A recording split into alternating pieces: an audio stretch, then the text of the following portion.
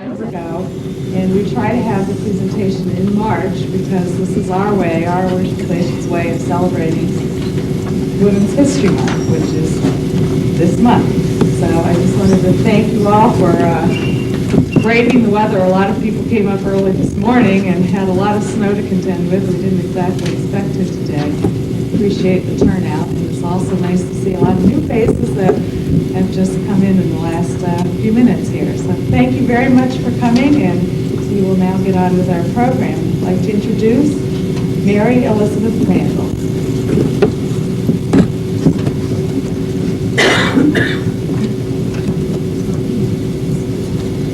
Good afternoon. On behalf of George Connick, President of University of Maine in Augusta, I'd like to welcome you. We're delighted to have you with us.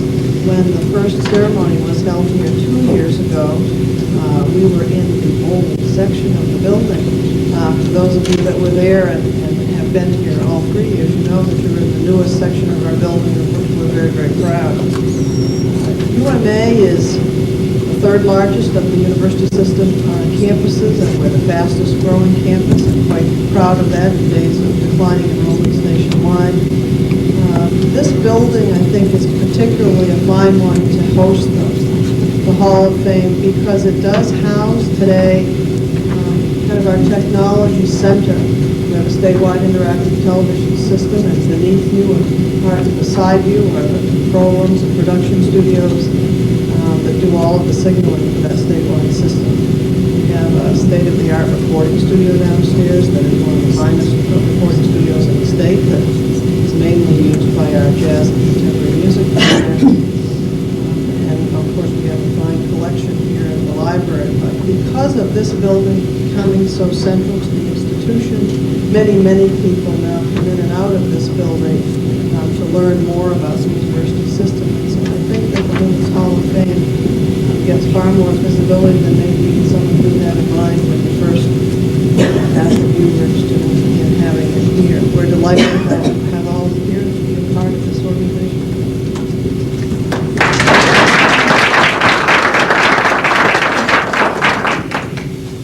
Thank you very much. We appreciate having you take time this afternoon to join us, and we are very proud and happy to be here sharing the occasion with you as a co-sponsor. During the preparation for this event, we got in touch with many people, and I have regrets back from several people who were not able to be here today, and I'd like to share a bit of that with you.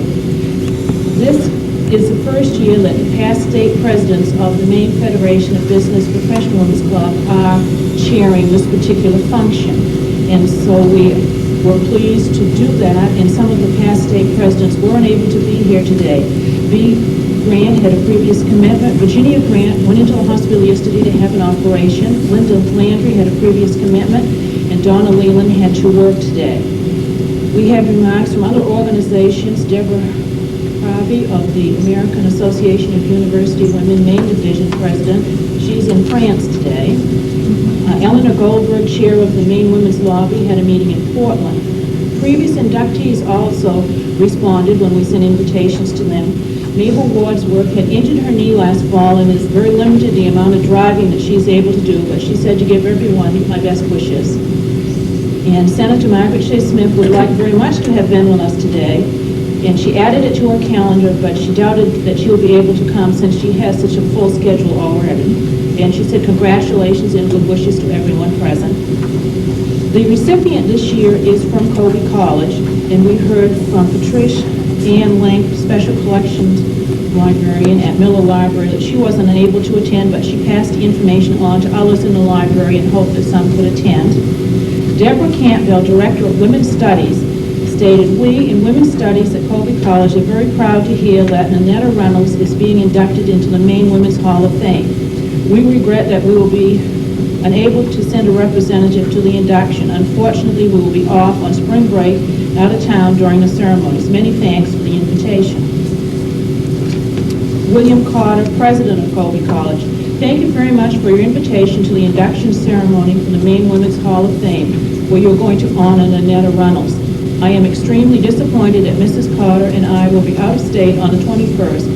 But I am absolutely delighted that the Maine Federation of Business and Professional Women and the University of Maine at Augusta have chosen to honor Dean Runnals, who has such an extraordinary force in the history of the college. We also sent invitations to members of Congress, and we heard back from Olympia Snow. Thank you very much for your invitation, but my schedule is such that I will be unable to join with you in Augusta. I appreciate your thoughtfulness in sending me an invitation to attend. Senator George Mitchell, sorry that I will not be in Maine this weekend. Would like to be advised of the date and time of the ceremony next year, and he is definitely interested in it, and he sent a statement that he wanted me to have read here today. Statement of Senator George Mitchell for the Maine Women's Hall of Fame third induction ceremony, Augusta, Maine, March 21, 1992. I very much regret that I am not able to attend today's induction ceremony of the Maine Women's Hall of Fame. Women in Maine have long been known for their initiative and leadership, as is clearly evidenced by the rich history of women in Maine politics. Maine's Margaret Shea Smith was not only the first woman to be elected to both the United States House of Representatives and the Senate, but she was the first woman to be nominated by a major political party for the presidency. Beyond these milestones, Senator Smith made a lasting impression on people in Maine and across the country for her strength of character. It is only fitting that she was one of your first inductees. I would like to congratulate the friends and family of Ninetta Runnals as she takes her place of honor as this year's inductee. Education is so vital to our nation's future.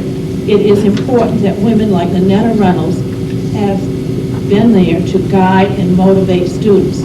For most who spend time through the system of formal education, there is usually one person who stands out as having made a meaningful difference in their lives. As a former Dean of Women and a professor of mathematics at Colby College, I am sure that she is remembered by her students as that special teacher. In March, we honor the women whose accomplishments have helped shape our history. At the same time, we must recognize that economic, social, and political disadvantages have hindered efforts of many American women to achieve their full potential. Women's History Month is also a time to examine our progress in overcoming these barriers. The changing nature of the workforce has presented new challenges for women and for our society.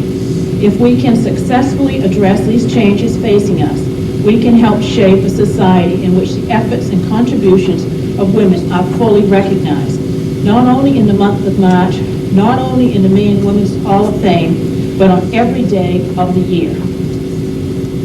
It is now my pleasure to present to you Victoria Mars Hersey, Associate Dean of Students at Colby College, who will do the presentation on Dean Ninetta Runnals.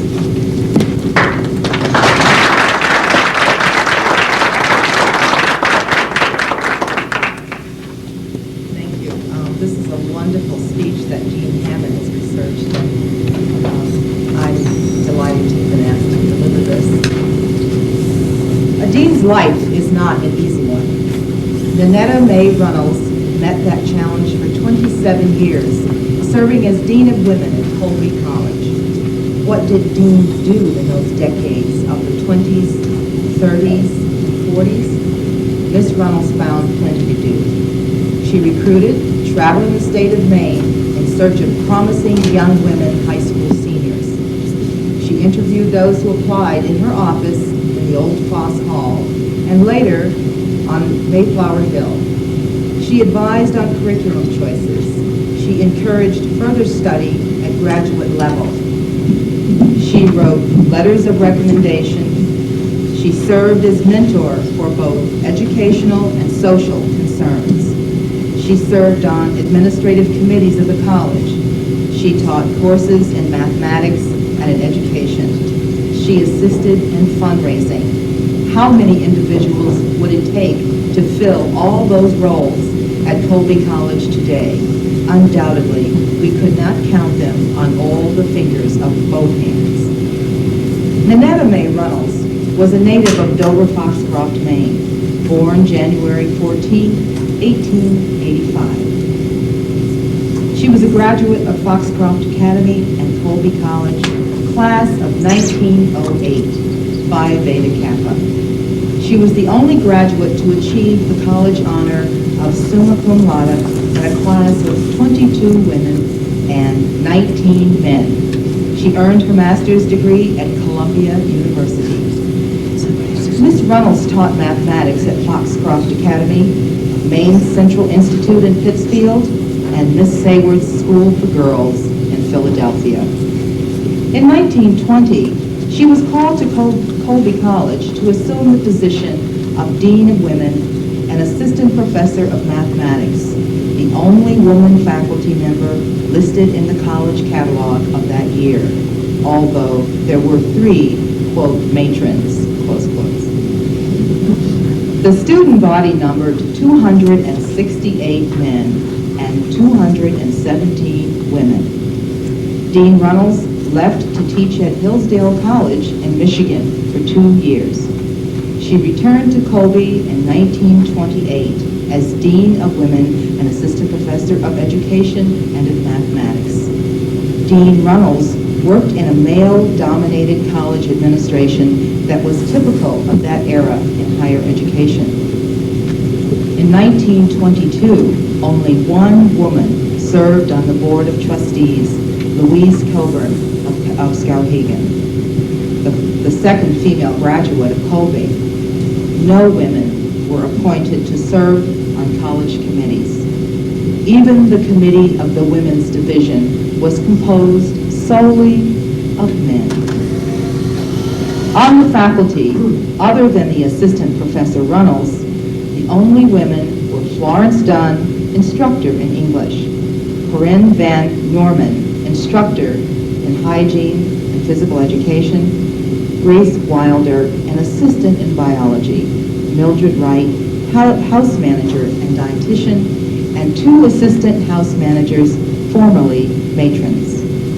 This influx of women in the college faculty and administration was a significant change from Ninetta Runnals' undergraduate years. In 1908, there were no women teaching at Colby, and Grace Ella Berry, Dean of the Women's Division, was the only woman administrator. Times were changing. Miss Runnals apparently taught well, for the next year's catalog listed her as professor. A nice promotion.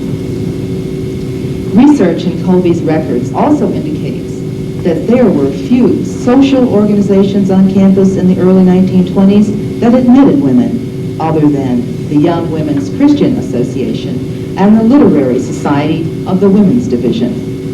No women were members of the staff of the Colby Echo, the Debating Society, Student Council, Press Club, International Relations Club, various musical clubs, and athletics associations.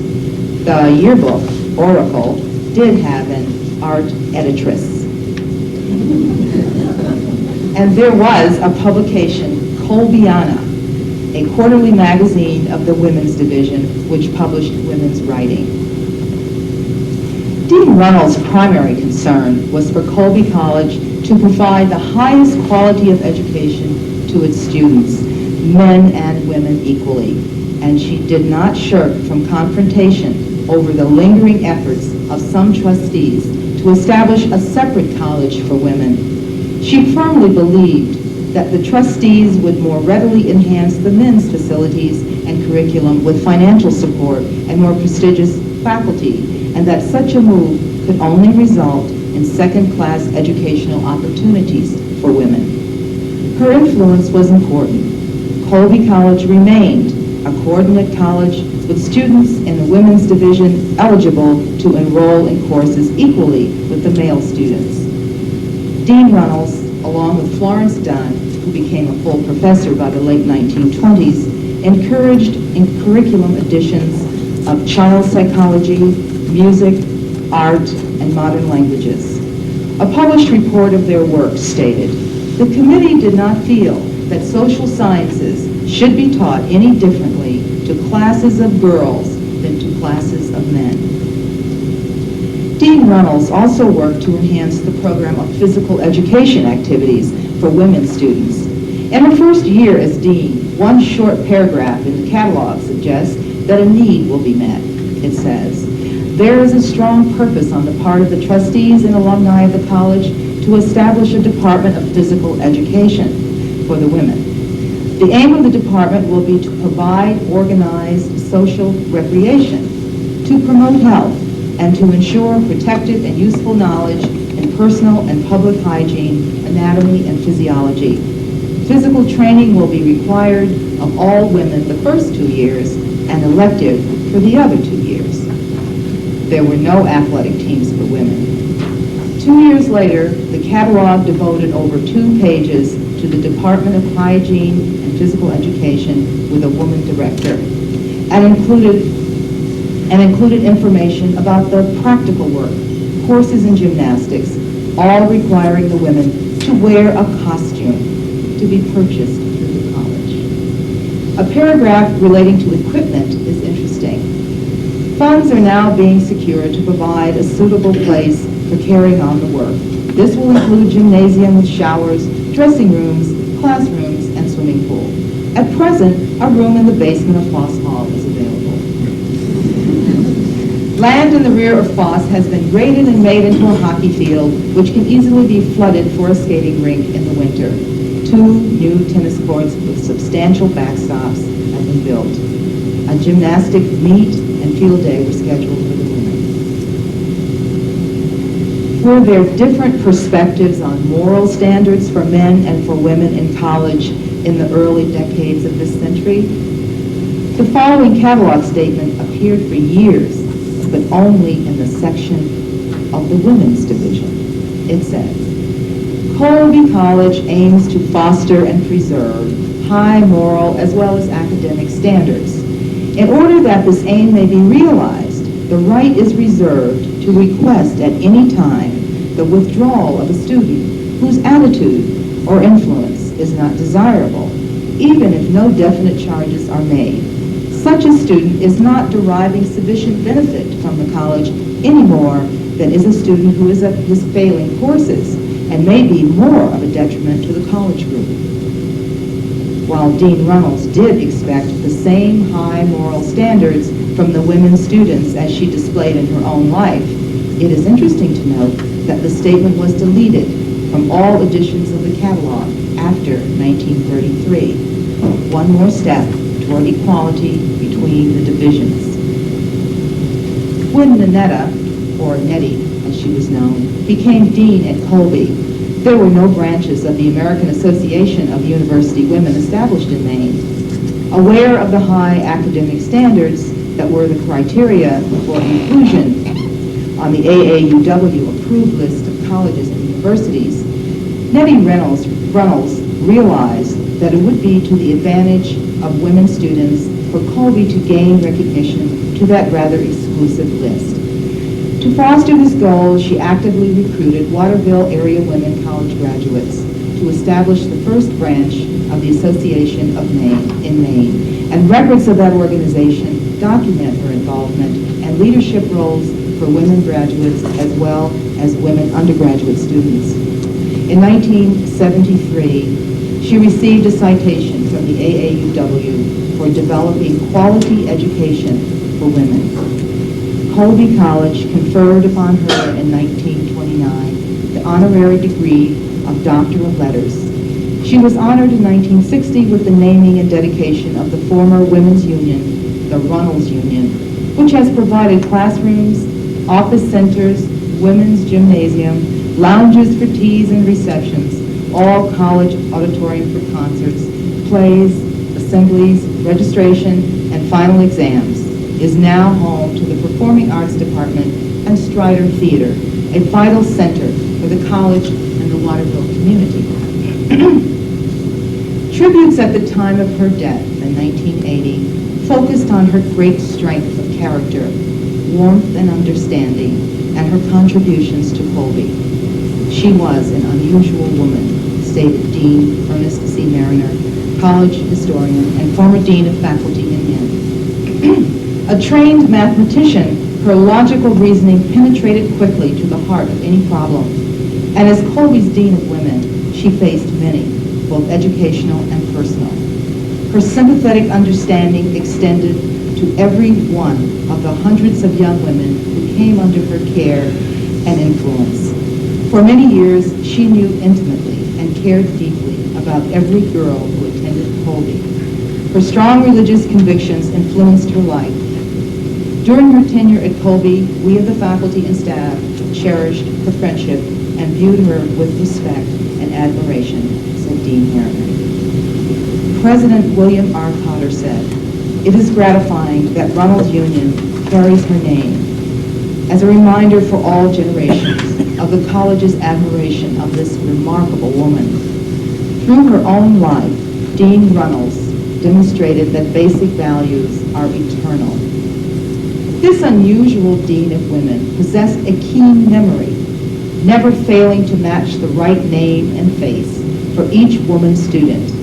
It is said that her role at commencement exercises, announcing each graduating senior as she approached the stage, was accomplished competently without the aid of a printed list of names. If you go to dinner, be sure to wear your other dress." This was the advice from the dean that her women students will never forget. Many women students in those Depression-era years might have had only 2 outfits for their college wardrobe. Personal appearances were important to Ninetta Runnals. The few photographs at the college show her always to be dressed neatly, in suits appropriate for her professional image. And those who knew her remember that she always looked that way. She did not simply dress up for picture-taking events. Sid Farr, an administrator at the college, recalls visiting Miss Runnals at her home shortly before her death. She greeted him at her front door, wearing one of those tailored suits that was her trademark, even while struggling to walk with the assistance of the walker. Miss Frances Thayer, a college graduate, a Colby College graduate, who was the dean's secretary for many years, and who enthusiastically helped with the preparation of this presentation, remembers Dean Runnals as a strong character with a quiet humor and great courage. She was an outstanding teacher and administrator who was involved in all aspects of the college. It was a great privilege for me to work with her, Miss Thayer tells us. Women who were her students remember her annual presentation of the petering principle, a concept put into words by Reverend John Hopkins Dennison. Some things begin small and get bigger. Others begin big and get smaller. In the first class are babies, kittens, diseases, buildings, sins, potatoes, and family squabbles. In the second class are anticipations, plum puddings, enthusiasms, resolutions, honeymoons, boastings, and flannel underclothes. These begin big and get smaller. There is also a class of things of which you really cannot tell what they are going to do. Grow or shrivel, swell or shrink, increase or diminish. In this class come men and women, stocks, bonds, nations, social schemes, agitations, revolutions. Some start like a snail and finish like an express train. Others start like a racehorse and end up like a tired mule. Now, the latter class is peculiarly American. We like to start big in America. If we don't start it big, we are sure it will not be a success. But we also have a strong tendency to peter. We start with 3 cheers and end up with an apology. We do our best work before noon. In short, we peter. Our only hope in life is based upon those things that do not peter. If our knowledge was large to start with and grew less and less every day we went to school, we could scarcely blame our teachers for being discouraged. You and I will never succeed until we stop petering. Never peter. Grow. Increase in everything you undertake.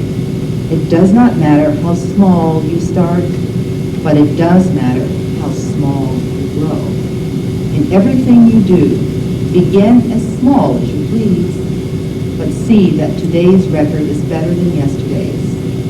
Be a little stronger, a little more courageous, a little more faithful, a little nearer to God this week than you were last. Nettie Mae Runnals surely did not peter out. She lives on in her family, her hometown, her Colby, and now in the Maine Women's Hall of Fame.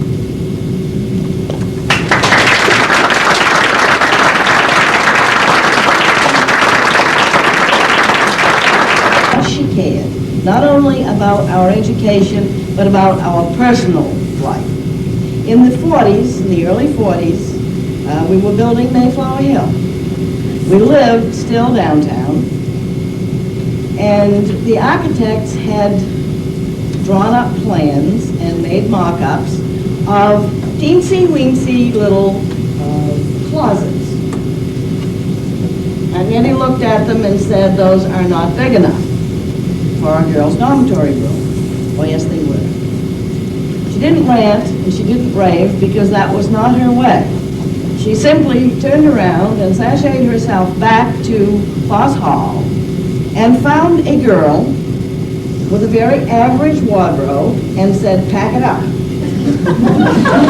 Packed it up, took it up on Mayflower Hill and tried to cram it into that teensy-weensy little box. Needless to say, it didn't fit.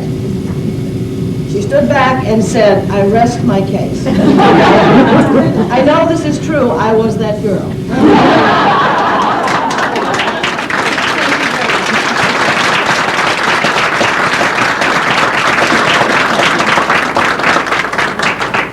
Thank you very much for sharing that personal bit that only a family member might know and remember. As this draws to a close, I would like to put your attention over to, this is a picture of Ninetta Runnals from Colby College, the yearbook that was dedicated to her, and some other information about Runnals Union, and in her picture and a write-up on the wall. So I hope all of you will take a few minutes at the end of this ceremony to come over and look at it. The program this year has a new logo that was done for the Maine Women's Hall of Fame, and this will be something that we will be continuing for it. And I would like to thank at this time everyone who has participated in the program: Deborah New, Mary Elizabeth Randall, Victoria Mons Percy, and Priscilla White for accepting for the family. And also I'd like to have everyone turn over to the back of the program, because I wouldn't have had as easy a time as I did working on this if it wasn't for all the people that were so helpful in working with me. And I'd like to take a second to thank each of them. The Waterville BPW for honoring her, the BPW Maine Half State Presidents for their work on this, for the refreshments that we will be serving shortly, to Dr. Thomas Abbott at the University of Maine for working so graciously with us, to Jean for doing the research on the honoree, to Florence Daly for doing the calligraphy for the certificate, to Charles Cronin for doing the logo design, to Jane House for doing the invitations and program, the three judges for this year, Linda Smith-Dyer, Alice Conkey, Linda Hagersmeyer, and I would like to thank everyone for coming today to join with us in this ceremony, and I hope all of you will be thinking of other women that can be honored here in Maine, so that next year we will have many nominations, and the judges will have a very hard time to decide